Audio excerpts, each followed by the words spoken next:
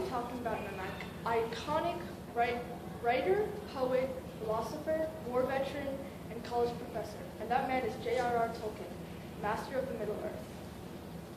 John Ronald Reuel Tolkien was born January 3rd in 1892 to his English parents, Arthur and Mabel Tolkien. John Tolkien was born in Bloemfontein, cannot pronounce it, South Africa, along with his younger brother and only sibling, Hilary Arthur Reuel Tolkien. While J.R. and his family lived in Africa, the majority of the rest of his family lived in England or Great Britain. So they didn't get to really see them much. So that caused some people to believe that Tolkien was very lonely. Then, in 1895, Mabel Tolkien felt the English climate would be better for her son's health, so they moved to England. But Arthur Tolkien stayed in Africa for business. Before Arthur could reunite with his family, he suffered a rheumatic fever and died of severe brain hemorrhage. On February of 1896, and his father followed 6 months later. J.R.R. was just 4, his brother 2. Arthur Tolkien's grave was later rediscovered, and a new gravestone lay at his burial site in honor of his death. Then, 8 years later, in the year 1904, Mabel Tolkien died due to diabetes. Her sons 12 and 10. Prior to Mabel's death, she had assigned and reassigned the guardian of her children to be Father Francis Xavier Morgan, a close family friend.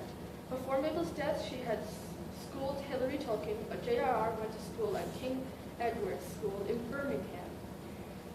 There, he excelled in the early and modern English language. Eventually, to save money, J.R. was taken out of the school and put into a Catholic school by the name of St. Philip's. Later, J.R.R. won a foundation scholarship to the Edwards and returned to his former school. J.R.R. went to Oxford College, initially studying classics, which is a branch of language, literature, etc. But then Tolkien changed courses in 1913 to English literature, graduating in 1915 with first-class honors. When Tolkien was 16, he met the love of his life, Edith Mary Bratt. According to Humphrey Carpenter, quote, Edith and Ronald, J.R.R., took to frequent Birmingham tea shops, especially ones with a balcony overlooking the pavement. There they would sit and throw sugar lumps into the hats of passers-by, moving to the next table when the sugar bowl was empty. With two people of their personalities and in their positions, romance was bound to flourish. Both were orphans in need of affection, and they found that they could give each other that. During the summer of 1909, they decided that they were in love. Despite this, J.R.R.'s guardian, Father Morgan, found Edith a distraction from J.R.'s studies and prohibited all forms of contact for one another. Then, on Tolkien's 21st birthday, he wrote Edith a letter asking her to marry him. On March 22nd, 1916, John Tolkien and Edith Bratt were married.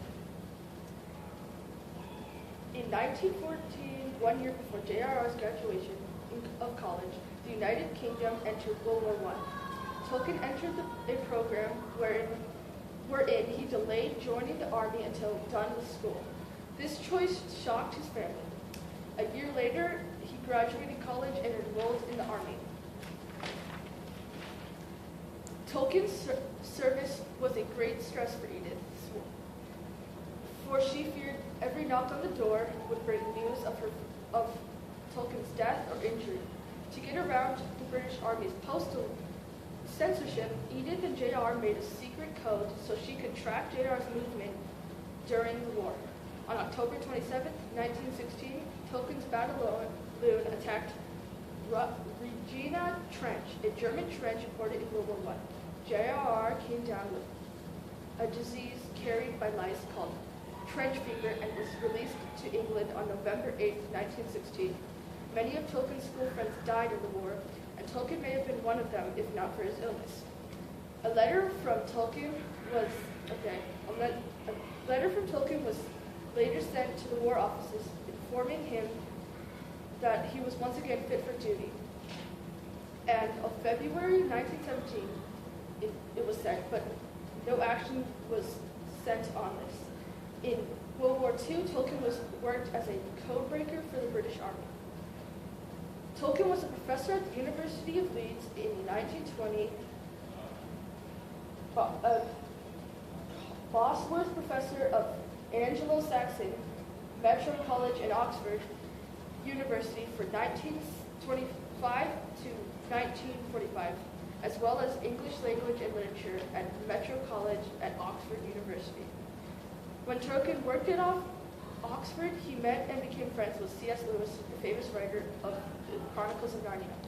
Tolkien and Lewis had formed a literature discussion group of fellow professors of Oxford named the Inklings. J.R.R. converted his good friend Lewis to Christianity, and Lewis supported Tolkien's idea of the Hobbit.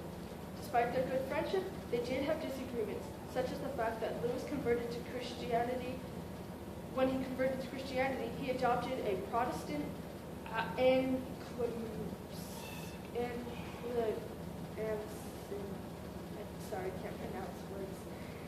a tradition within or connected to the Church of England, rather than Tolkien's Catholicism.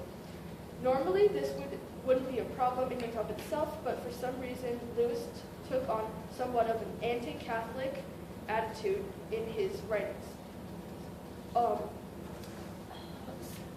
As I find that there's so much more to Tolkien's life that I cannot mention, and my speech is running long, I will end here. Next time you read, reread, or maybe watch the movies, you'll know a little bit more about the man behind Middle-earth.